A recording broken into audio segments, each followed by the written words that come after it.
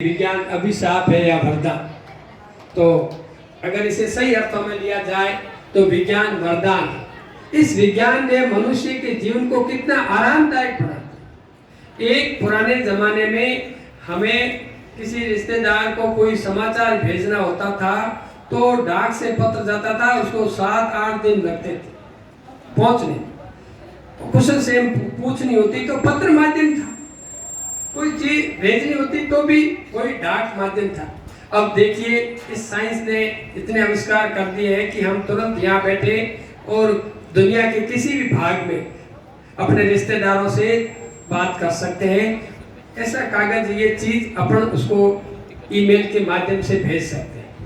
यानी विज्ञान ने हमारी यात्रा को आसान, पुराने जमाने में जाते थे लोग, द्वारिका जाते थे, पैदल जाते थे, और आज देखिए कितना सुगम बना दिया है इस विज्ञान।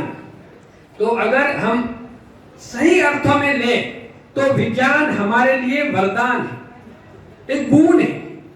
और अगर इसका दुरुपयोग करें, जैसा कि आज असामाजिक तत्व कर रहे हैं, देखिए फ्रिज बना ठंडे पानी के लिए, सब्जियों को ताजा रखने के लिए, फलों को ताजा रखने के लिए। लेकिन आपने देखा होगा दिल्ली के अंदर सरदार हत्याकांड हुआ। अरे फ्रिज बनाया किसने, मुझे मैं नहीं नाम जानता, लेकिन जिस वैज्ञानिक ने फ्रिज बनाया उसने ये सोच के बनाया था कि किसी इंसान की उसको मार के उसकी लाश के टुकड़े करके इसमें रखा जाएगा, इसलिए उसने नहीं बनाया। तो जो सही अर्थों में इसका लेता है, सदुपयोग करता है, तो उसके लिए तो विज्ञान एक वरदान है। अन्यथा जो इसका दुरुपयोग करता है उसके लिए अभिशाप, कर्ज। आप देख लीजिए मोबाइल बहुत अच्छी चीज है, अगर आप सीखना चाहो तो। अब कोई जैसे सवाल हम जब पढ़ते थे तो अटक जाते थे, तो दूसरे दिन गुरुजी आते तो ही पूछ सकते थे, और गुरुजी भी इतने अपडेट नहीं होते थे कि हर चीज का उनके पास उत्तर होता था। अब आपके सामने आप मोबाइल है, आपके पास में गूगल के अंदर जाकर के आप फोन करके और पूछ सकते हैं, तुरंत आपको जवाब मिल जाता है। तो अच्छी चीज है। लेकिन देखिए जो क्रिमिनल माइंड के लोग हैं, वो किसी का मर्डर कैसे करना है, चोरी कैसे करनी है, उसके तरीके भी है उसके। तो वो तरीकों से, यानी आप देख लीजिए कि इस तरीके के, यानी गलत काम कैसे करना है उसको देखो तो उसकी सर्च अधिक होती है। यानी हत्या करने के बाद में लाश को कैसे डिस्पोज करना है, ये सारी चीजें, मान लो ये जो क्रिमिनल दिमाग के लोग हैं वो इस विज्ञान को बदनाम कर रहे हैं। बाकी विज्ञान एक बहुत ही अच्छी चीज है और इसने हमारे जीवन को बिल्कुल बहुत ही कंफर्टेबल, आरामदायक बना दिया है।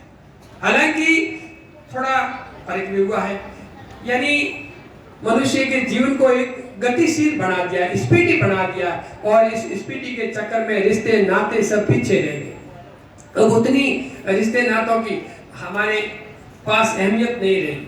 घर के अंदर 5 सदस्य, 5 के पास मोबाइल है, ये भी विज्ञान का वरदान है। लेकिन 5 सदस्य आपस में बात नहीं कर रहे।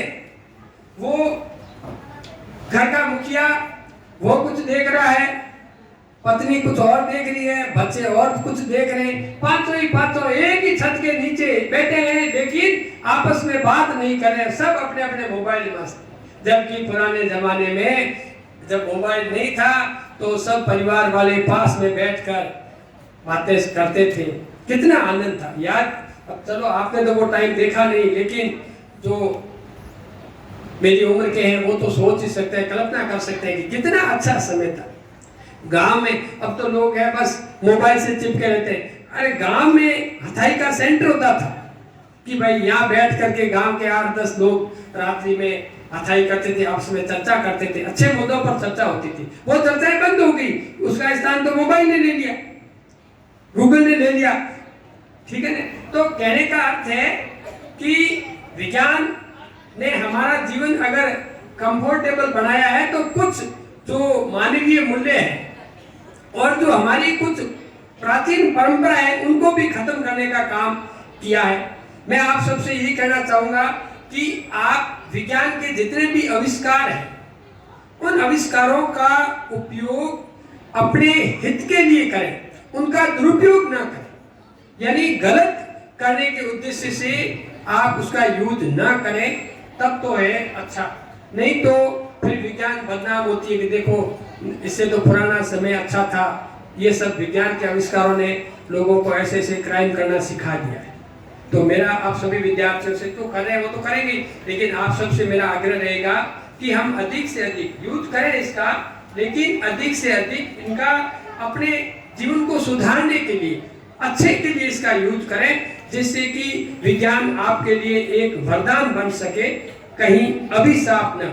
इस बात का अगर हम सब ध्यान रखेंगे तो विज्ञान बहुत ही अच्छी चीज है।